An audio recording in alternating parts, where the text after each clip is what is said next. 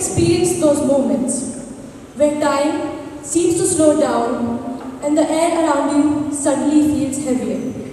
When your mind starts racing through every possible outcome and your heartbeat is in your ears. I know I have. I remember July 29, 2018 distinctively as it is etched in my memory. I vividly remember a 9-year-old me sitting in Gangaram Hospital waiting for my blood reports. I was sitting on the edge of a chair, clenching my mother's hand a little too tightly when a white-coated doctor walked in and told me the news that changed my world overnight. I was diagnosed with type 1 diabetes. Imagine being 9 and suddenly not being able to eat nerds, pizzas, Oreos, or what my friends ate. A single bite of chocolate became a calculated risk. I was thrown into a world full of needles, numbers, and chronic hospital visits. This flask became my lifesaver. At school, kids started whispering, "It's probably because she ate too many candies." And I started believing them. I slowly slipped into shame, into silence, and in turn developed debilitating anxiety. Even as a little child, I was scared to raise my hand in class.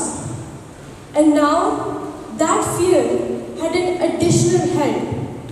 One I did not have a name for. But my dad taught me something stronger than fear: knowledge. He taught me all about my pancreas, insulin, and autoimmune disorders. And for the first time, instead of feeling broken or lost, I felt curious instead.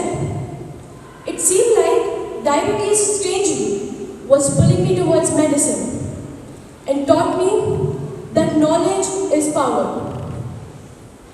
Then came 2020 when COVID hit, which for me meant a new round of countless adjustments. In 2021 came the next big curveball. My brother and I lost our dad. That little girl who once clung to every single word her dad used to say in information sessions about type 1 diabetes was suddenly facing a new life's lesson. Living without her dad, and that too with no manual on how to navigate this. While the world was crumbling due to COVID, mine collapsed. I repeatedly started fainting in school. However, I made a promise to myself. I will dream, I will live, I will swim, and I will thrive.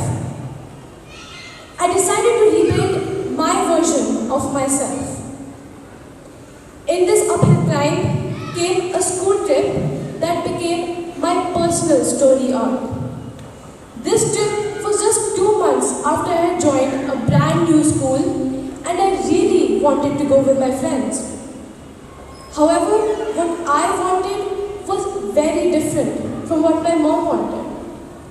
She believed that I wasn't ready enough to go without her supervision. Because what if my blood sugar levels got too high or too low and I failed to recognize my symptoms?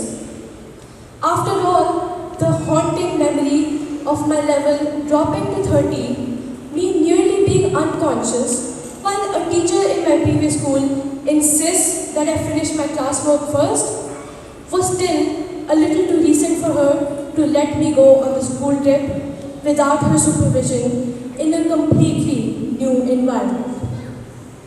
However, understanding from others helped. My mentors, my mom and I came together to discuss how to navigate the world of type 1 diabetes.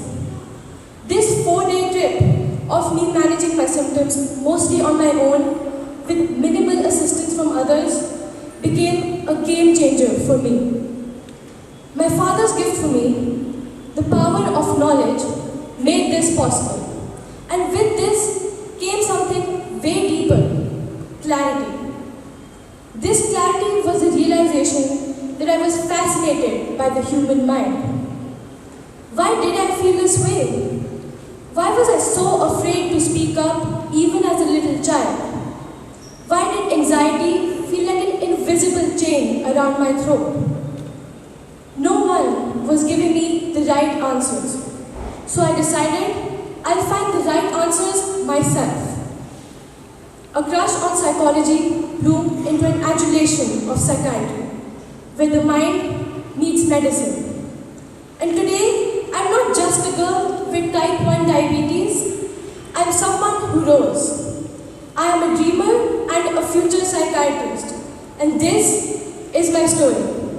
This is the story of future Dr. Namya Singh and her perseverance. Thank you.